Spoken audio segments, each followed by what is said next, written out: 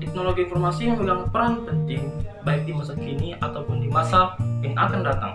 Teknologi informasi juga membawa keuntungan dan juga memiliki peran penting untuk negara-negara di dunia.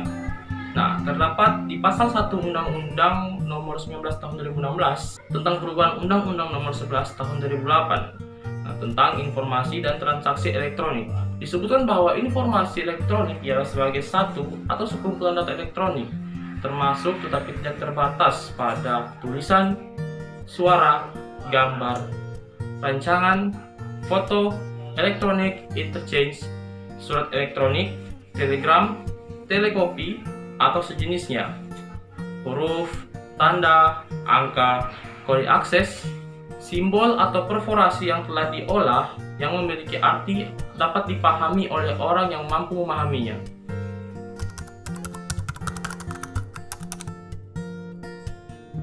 Tujuan dibuatnya UU ITE dapat dilihat pada pasal 4, yaitu yang pertama mencerdaskan kehidupan bangsa sebagai bagian dari masyarakat informasi dunia. Lalu yang kedua ialah mengembangkan perdagangan dan perekonomian nasional dalam rangka meningkatkan kesejahteraan rakyat. Yang ketiga ialah meningkatkan efektivitas dan efisiensi pelayanan publik.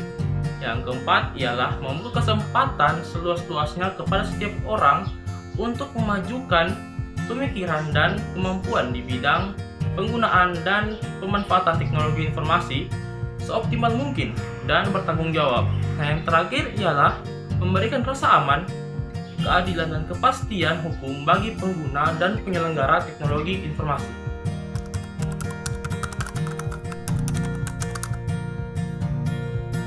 Perhatikan, UU ITE telah mengatur setidaknya 20 jenis perbuatan yang tidak boleh dilakukan berkaitan dengan penggunaan media ITE yang diatur dalam pasal 27 sampai dengan pasal 35. Nah, apabila diklasifikasikan menurut perbuatannya dapat dikategorikan menjadi 4 perbuatan. Kejahatan yang termasuk dalam kategori ini antara lain akses ilegal. Nah, kejahatan memasuki atau menyusup ke dalam sistem jaringan komputer milik orang lain. Yang kedua ialah akuisisi data ilegal. Nah, yaitu kejahatan memasuki sistem jaringan komputer yang bertujuan untuk memata-matai atau mengakses informasi secara ilegal. Lalu yang ketiga ialah penyadapan ilegal. Nah, penyadapan ilegal ini ialah kejahatan menyalip komunikasi atau pertukaran data yang diunggah ke media penyimpanan eksternal berbasis web. Lalu yang keempat ialah intervensi data, yaitu kejahatan yang bertujuan untuk menghapus atau menyembunyikan, mengubah, merusak, ataupun mencuri data. Lalu yang selanjutnya yang paling terakhir ialah intervensi sistem, di mana kejahatan ini bertujuan untuk menghapus atau menyembunyikan, mengubah, merusak, atau mencuri sistem.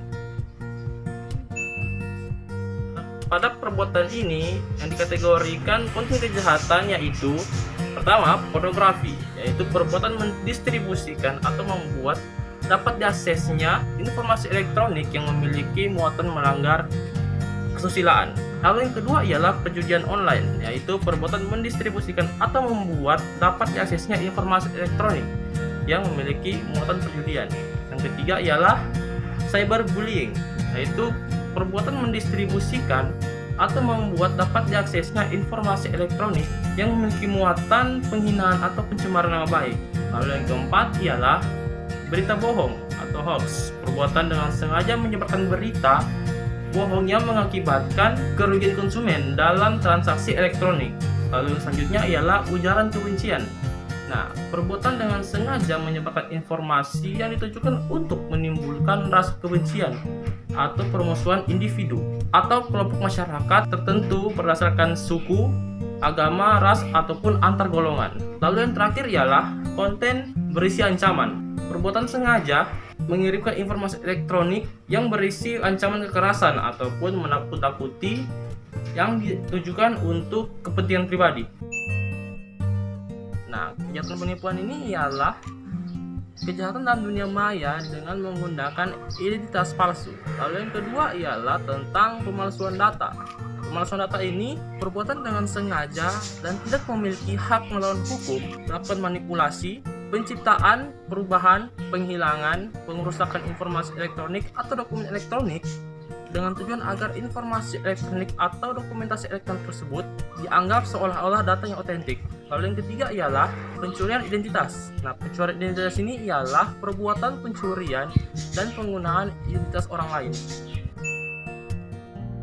Nah, untuk kejahatan ini termasuk kategori perbuatan penggandaan ciptaan atau produk hak terkait secara tidak sah dan pendistribusian barang hasil penggandaan dimaksud secara luas untuk memperoleh keuntungan ekonomi.